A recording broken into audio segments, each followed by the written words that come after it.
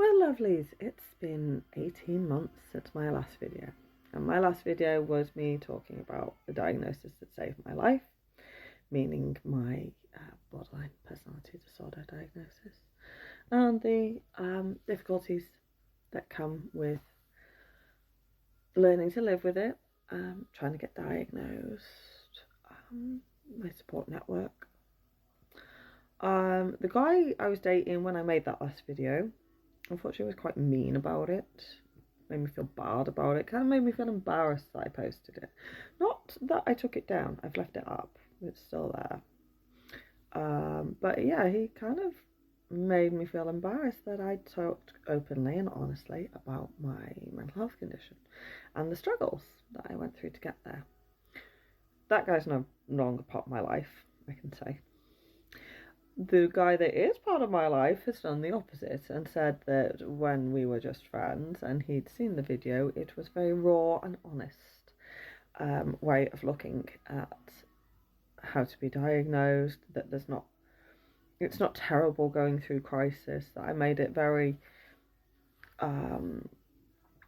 real that we can go into this system and it's not a huge stigma, that these people are there to help us and do the best for us. And I did get excellent care, and I really appreciate that he supported me in saying that I should go back and do more videos regarding this, because as much as there is material out there now and it is getting more talked about, I've gone through a lot, and I think I've mentioned it in my previous one. I got turned down from services such as Refuge because I was a borderline personality disorder patient, and they thought I'd be too much high needs, that they can't cope with me.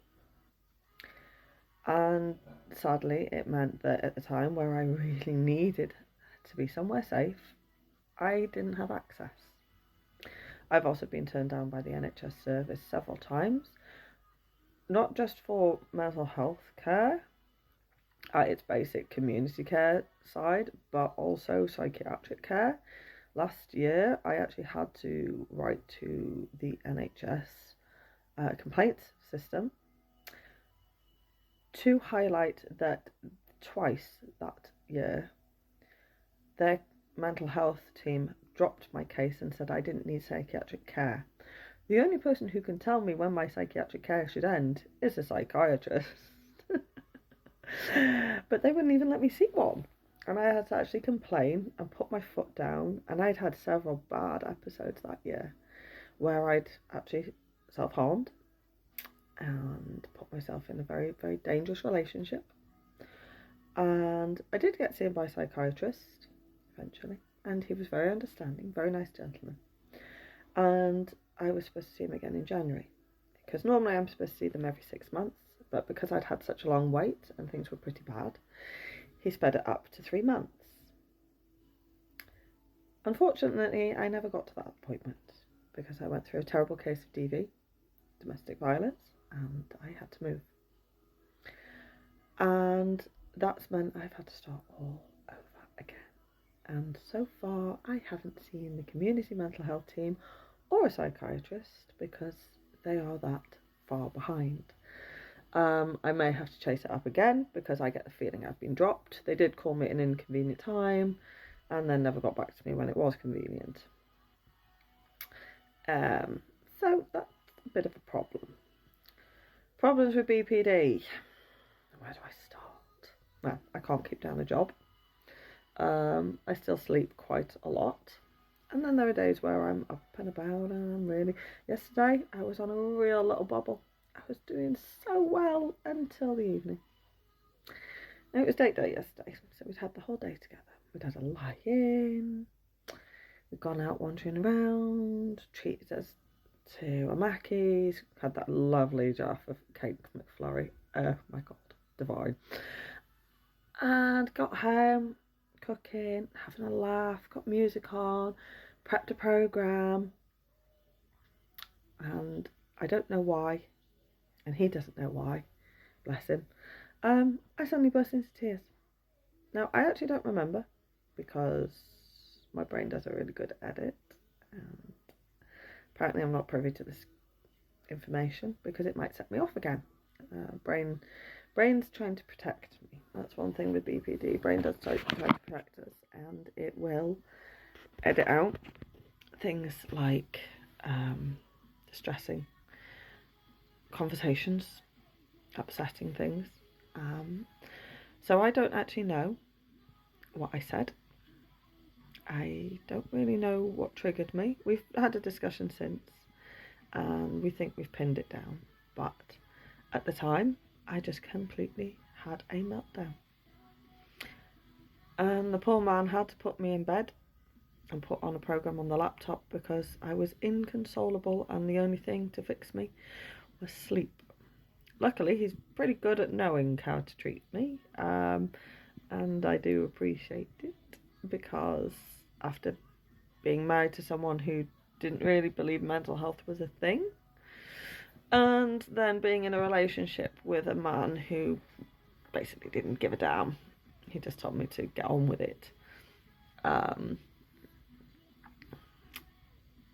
point of borderline is we can't just get on with it. Things replay on our head. Guilt doesn't leave, and we always think that we should have done what we found in hindsight and retrospect, and we punish ourselves for things we can't change.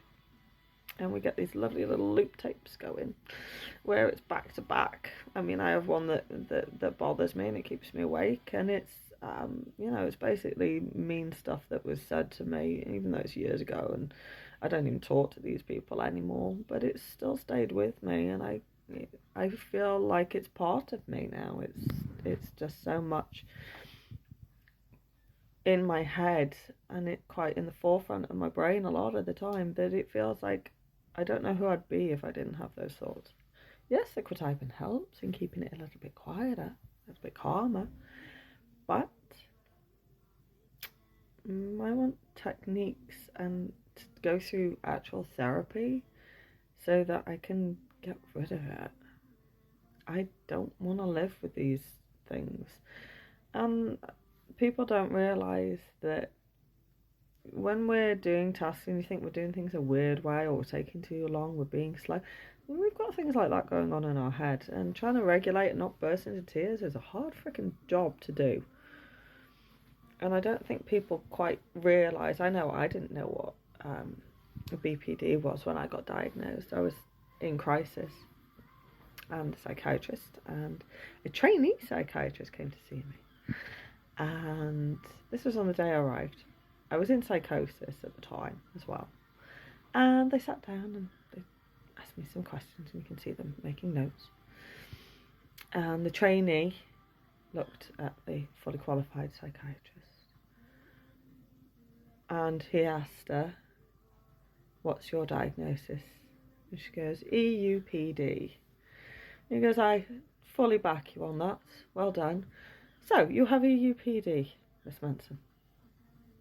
And I just looked at him and I went, "I don't know what that means.